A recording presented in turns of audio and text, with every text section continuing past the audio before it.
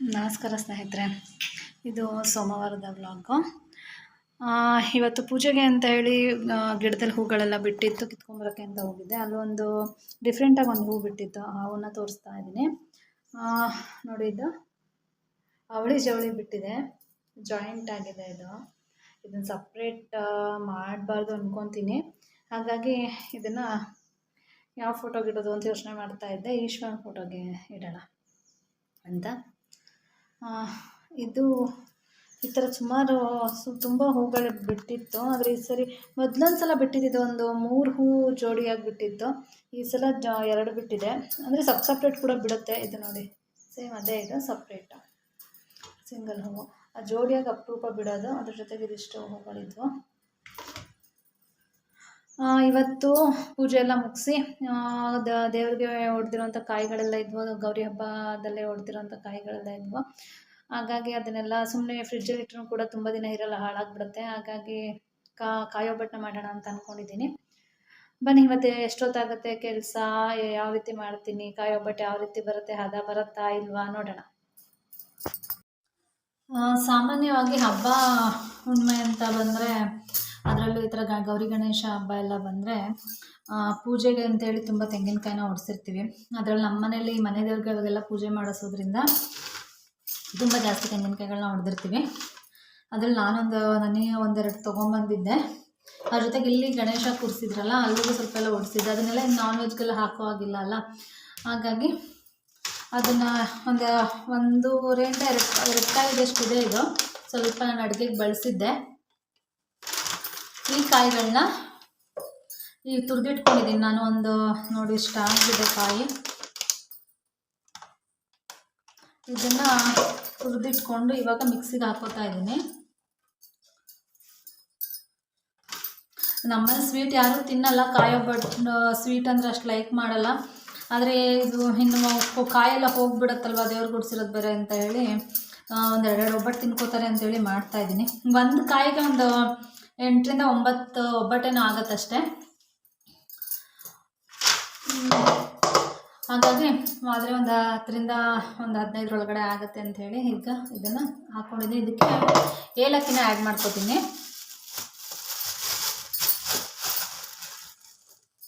ನಾನು ಏಲಕ್ಕಿ ಬೀಜನೇ ಹಾಕ್ಕೋತಾ ಇದ್ದೀನಿ. ಏಲಕ್ಕಿ ಬೀಜನ ಹಾಕ್ಕೊಂಡು ಇದನ್ನು ಪುಡಿ ಮಾಡ್ಕೋಬೇಕು.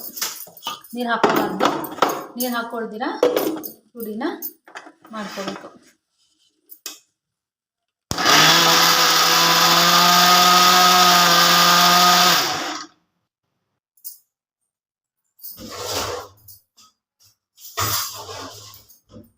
ಸ್ಪೂನ್ನ ತೊಗೊಂಡು ಒಂದು ಸ್ವಲ್ಪ ಆಗಿದ ನಂತರ ಈ ಥರ ಸ್ವಲ್ಪ ಮಿಕ್ಸ್ನ ಮಾಡ್ಕೋಬೇಕು.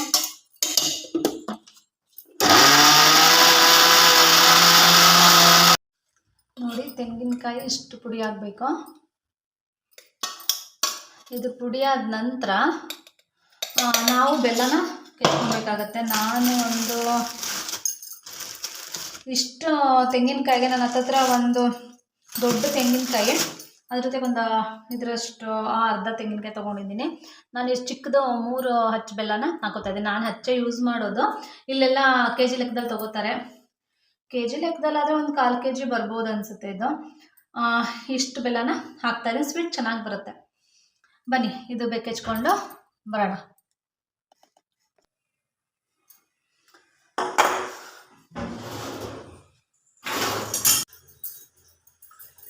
ಬೆಲ್ಲನ ಹಾಕ್ಕೊಂಡಿದ್ದೀನಿ.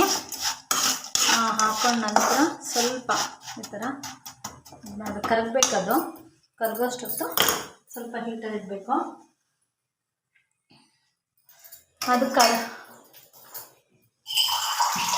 ಅದು ಕರಗ್ತಿಲ್ಲ ಅನ್ನೋದಾದರೆ 1-2 ತೊಟ್ಟು, ಜಾಸ್ತಿ ಹಾಕ್ಕೋಬಾರ್ದು. ಪಾಕ ಬರೋದು ತುಂಬ ಲೇಟಾಗಿಬಿಡುತ್ತೆ.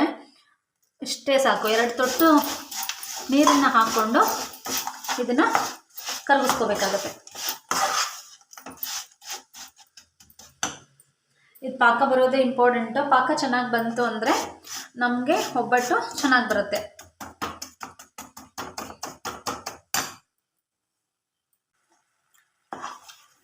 ನೋಡಿ, ಬೆಲ್ಲ ಕರಗಿದೆ. ಇದು ಪಾಕನ ಯಾವ ರೀತಿಯಪ್ಪ ಚೆಕ್ ಮಾಡೋದು ಅಂತ ಹೇಳಿದ್ರೆ, ಒಂದು ಪ್ಲೇಟಿಗೆ ನೀರನ್ನ ತೊಗೊಂಡಿದ್ದೀನಿ, ಅದಕ್ಕೆ ಒಂದೆರಡು ಡ್ರಾಪ್ ಹಾಕಬೇಕು. ನಿಮ್ದು ಈ ಥರ ಕೆಳಗಡೆ ಕೂತಿದೆಯಲ್ಲ, ಈ ಥರ ಕೆಳಗಡೆ ಕೂತ್ಕೊಂಡ್ಮೇಲೆ ಅದನ್ನು ತೊಗೊಂಡು ನಾವು ಈ ಥರ ಉಂಡೆ ಮಾಡೋಕ್ಕಾಗ್ತಿದೆ ಅಂತ ಹೇಳಿದ್ರೆ ಪಾಕ ಬಂದಿದೆ ಅಂತ. ಈಗ ಸ್ವಲ್ಪ ಫ್ಲೇಮ್ನ ಕಡಿಮೆ ಮಾಡಿಕೊಂಡು ತಿರುಗಿಸ್ಬೇಕಾ, ನಾವು ರುಬ್ಬಿರೋ ಅಂಥ ತೆಂಗಿನಕಾಯಿ ಪುಡಿನ ಇದಕ್ಕೆ ಸೇರಿಸ್ತಾ ಹೋಗಬೇಕು. ಇದೇನು ಬೇರೆ ಥರ ಗಂಟು ಏನೂ ಆಗಲ್ಲ, ಹಾಕೋಬೇಕು ಒಂದೇ ಸಲ.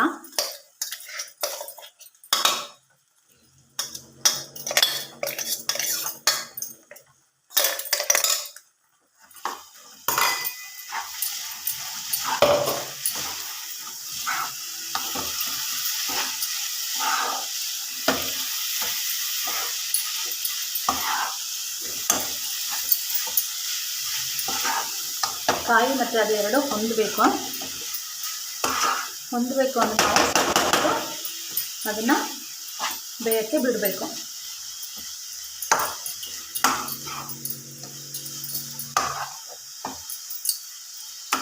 ಅದು ಸ್ವಲ್ಪ ಬ್ರೌನ್ ಕಲರ್ ಬರಬೇಕು, ಅಲ್ಲಿವರೆಗೂ ಬೇಯಿಸ್ಬೇಕಾಗುತ್ತೆ. ನೋಡಿ ಈ ಥರ ಚೆನ್ನಾಗಿ ಮಿಕ್ಸ್ ಆಗಿದೆ. ಇವಾಗ ಸ್ವಲ್ಪ ಹೊತ್ತು ಬೇಯಕ್ಕೆ ಬಿಡೋಣ. ಇದೇನಾದರೂ ನಿಮಗೆ ತೆಳ್ಳಗಾಗ್ತಿದೆ ಅಂತ ಅನ್ಸಿದ್ರೆ ನೀವು ಕೊನೆಯಲ್ಲಿ ಸ್ವಲ್ಪ ರವೆನೂ ಕೂಡ ಆ್ಯಡ್ ಮಾಡ್ಕೋಬೋದು. ತೆಳ್ಳಗಾದರೆ ಮಾತ್ರ ನಮ್ದು ಇದು ಕರೆಕ್ಟಾಗಿ ಬರುತ್ತೆ. ಬೆಲ್ಲ ಎಲ್ಲ ಕರೆಕ್ಟಾಗಿದೆ, ನಾನು ರವೆನೂ ಆ್ಯಡ್ ಮಾಡೋ ಅವಶ್ಯಕತೆ ಇರಲ್ಲ. ಸಣ್ಣ ರವೆ ಬರುತ್ತಲ್ಲ, ಅದನ್ನು ಸ್ವಲ್ಪ ಬೆಚ್ಚಗೆ ಮಾಡಿಕೊಂಡು ಇದಕ್ಕೆ ಮಿಕ್ಸ್ ಮಾಡ್ಕೋಬೋದು ಸ್ವಲ್ಪ ತೆಳ್ಳಗಾದರೆ. ಅದು ಇದ್ರ ಜೊತೆಗೆ ಚೆನ್ನಾಗಿ ಎಲ್ಲ ಹೊಂದ್ಕೊಂಡಾದ್ಮೇಲೆ ಇನ್ನೊಂದು ಐಟಮ್ನ ಆ್ಯಡ್ ಮಾಡಬೇಕು. ಟೇಸ್ಟ್ ಚೆನ್ನಾಗಿರುತ್ತೆ ಅಂತೇಳಿ ಅಷ್ಟೇ. ಸ್ವಲ್ಪ ಬೇಯಲಿ ಇದು.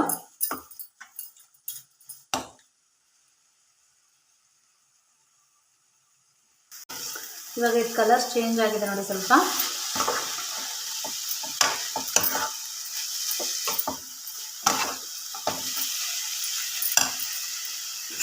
ಇದಕ್ಕೆ ಇವಾಗ ನಾನು ಸ್ವಲ್ಪ ಗಸಗಸೆನ ಆ್ಯಡ್ ಮಾಡ್ತಾ ಇದ್ದೀನಿ ನೋಡಿ. ಗಸಗಸೆ ಟೇಸ್ಟ್ ಚೆನ್ನಾಗಿರುತ್ತೆ ಅಂತ ಹೇಳಿ ಇದನ್ನು ಹಾಕಿದ ನಂತರ ಮತ್ತೆ ಮಿಕ್ಸ್ ಮಾಡ್ಕೋಬೇಕು.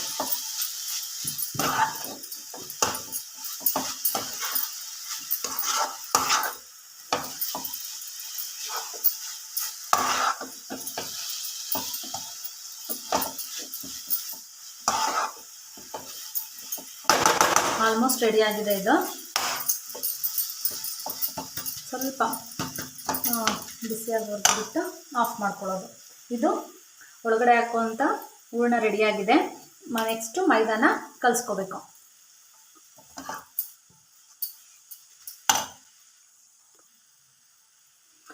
ಈಗ ಇದು ರೆಡಿಯಾಗಿದೆ. ಇದಾದ ನಂತರ ಇವಾಗ ಇದನ್ನು ಸ್ವಲ್ಪ ತಣ್ಣಗಾಗೋಕೆ ಬಿಡಬೇಕು. ನೀವೇನಾದರೂ ನೈಟ್ ಹಿಟ್ಟನ್ನು ಮಾಡಿದ್ರೆ ಬೆಳಿಗ್ಗೆ ನೀವು ಒಬ್ಬಟ್ಟನ್ನು ತಟ್ಕೋಬೋದು. ಇಲ್ಲ ಸ್ವಲ್ಪ ತಣ್ಣಗಾದ ನಂತರ ಬೆಳಿಗ್ಗೆನೇ ಮಾಡಿ ಆವಾಗಲೇ ಮಾಡ್ಕೋಬೇಕು ಅಂತ ಹೇಳಿದ್ರೆ ಸ್ವಲ್ಪ ತಣ್ಣಗಾದ ನಂತರ ನಾವು ಮಾಡ್ಕೋಬೇಕಾಗುತ್ತೆ. ನೋಡಿ ಗಟ್ಟಿಗೆ ಚೆನ್ನಾಗಿ ಬಂದಿದೆ ಹೂರಣ, ಯಾವುದೇ ತೇವಾಂಶ ಇಲ್ಲ. ನೀವು ಪಾಕನ ಮಾಡ್ಕೋಬೇಕಾದ್ರೆ ನೀರು ಹಾಕಬಾರ್ದು. 2 ಡ್ರಾಪಷ್ಟು ಹಾಕಿ ಅದು ಕರಗೋಷ್ಟು ಮಾತ್ರ ಮಾಡ್ಕೋಬೇಕು. ನಂತರ ಕರಗಿದ ನಂತರ ನಾನು ತೋರಿಸಿದ್ನಲ್ಲ ಆ ರೀತಿ ಚೆಕ್ ಮಾಡಿಕೊಂಡು ತೆಂಗಿನಕಾಯಿನ ಹಾಕೋಬೇಕಾಗತ್ತೆ. ಇದು ಒಬ್ಬಟ್ಟು ಹೂರಣ ಮಾಡೋವಂಥ ಕಾಯಿ ಒಬ್ಬಟ್ಟು ಹೂರಣ ಮಾಡೋವಂಥ ಪ್ರೊಸೀಜರು. ನೆಕ್ಸ್ಟ್ ಮೈದಾ ಹಿಟ್ಟನ್ನ ಕಲಿಸ್ಕೋತೀನಿ. ಇದು ತಣ್ಣಗಾದ ನಂತರ ಒಬ್ಬಟ್ಟನ್ನ ತಟ್ಟೋಣ.